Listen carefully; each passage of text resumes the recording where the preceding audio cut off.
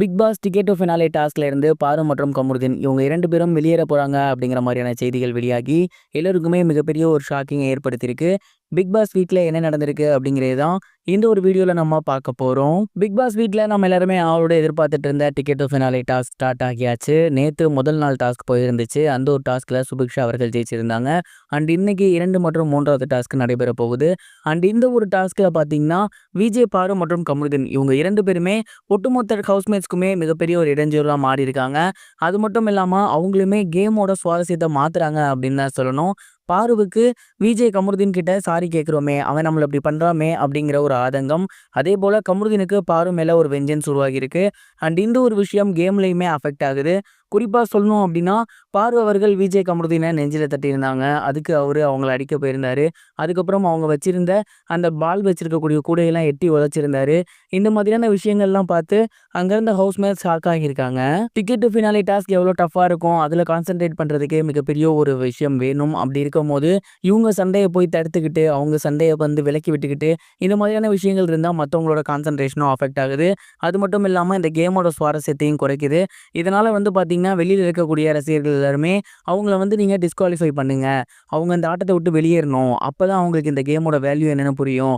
அது மட்டும் இல்லாம இது மாரி பண்றதுனால அந்த கேமோட சீரியஸ்னஸ் வந்து அவங்களுக்கு புரிய மாட்டேங்குது. எங்களுக்கு பார்க்க ரொம்பவே கடுப்பா இருக்கு. அதனால அவங்க ஒத்தி வைங்க. மக்கள் ஓட்டு போட்டா அவங்க ஃபைனல்ஸ் வரட்டும். இல்லன்னா வீட்ட விட்டு வெளிய போகட்டும். இது உண்மையாலுமே தொடரக்கூடாது அப்படிங்கிற மாரி சொல்லி வந்துட்டு இருக்காங்க. கண்டிப்பா மக்கள் சொல்றதும் கரெக்ட் அப்படின்னு தான் சொல்லணும். ஏன் அப்படின்னா டிக்கெட் டு ஃபினாலேனாலே டாஸ்க்க தான் நம்ம மெயினா பார்ப்போம். அப்படி இருக்கப்ப டாஸ்க்க விட்டுட்டு இவங்க 2 பேரும் சண்டை போட்டுட்டு இருக்குது. இதனால மத்த ஹவுஸ்மேட்ஸ்க்கும் அஃபெக்ட் ஆகுறது. இதெல்லாம் பார்க்கும்போது இவங்கள டிஸ்குவாலிஃபை பண்ணுங்க அப்படிங்கிற மாரி தான் நமக்கும் சொல்ல தோணுது. இந்த ஒரு விஷயத்த விஜய் சேதுபதி அவர்கள் ஐடென்டிஃபை பண்ணி என்ன பண்ண போறாரு அப்படிங்கிறத பொறுத்திருந்து தான் பார்க்கணும். நீங்க என்ன நினைக்கிறீங்க? இந்த ஆட்டத்த கன்டின்யூ பண்ணுவாங்களா? டிஸ்குவாலிஃபை ஆவாங்களா? மறக்காம கமெண்ட் பாக்ஸ்ல ஷேர் பண்ணுங்க. இது ஒரு புறம் இருக்க சூப்பர் ஸ்டார் ரஜினிகாந்த் அவர்கள் கமல்ஹாசன் அவர்களோட ப்ரொடக்ஷன்ல நடிக்க போறதாக சொல்லியிருந்தாரு. அண்ட் ஆரம்பத்துல சுந்தர் சி அவர்கள் உள்ள வந்திருந்தார் இல்லையா? அவர் போனதுக்கப்புறம் தொடர்ந்து இப்போ வரைக்குமே டைரக்டர் தேடுதல் வேட்டை போய்கிட்டு இருக்கு. அண்ட் சமீபத்துல அஸ்வந்த் மாரிமுத்து அவர்கள் தான் அந்த படத்தை இயக்க போறாரு அப்படிங்கிறது தெரிய வந்திருக்கு. பார்க்கிங் படத்தை எடுத்த டைரக்டர், மகாராஜா படத்தோட டைரக்டர், அது மட்டும் இல்லாம டிராகன் படத்தோட டைரக்டர், இவங்க 3 பேரை தான் ரஜினிகாந்த் அவர்கள் சூஸ் பண்ணியிருக்காரு. 3 பேரையுமே ஒரு கதை எழுத சொல்லியிருந்திருக்காரு. எது நல்லா இருக்கோ அதுல நடிக்கலாம் அப்படின்னு. அதுல இவரு கொண்டு வந்த கதை தான் ரொம்ப ரொம்ப சூப்பரா இருந்திருக்கு. அதுல ஒரு சில சேஞ்சஸ் மட்டும் பண்ண சொல்லியிருக்காராமா.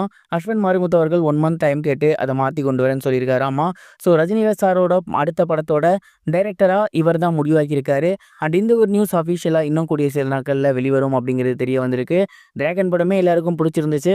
அதே மாதிரி ஒரு வைபான படம் தலைவர் வச்சு கொடுத்தா ரொம்பவே நல்லா இருக்கும்னு நான் நினைக்கிறேன்.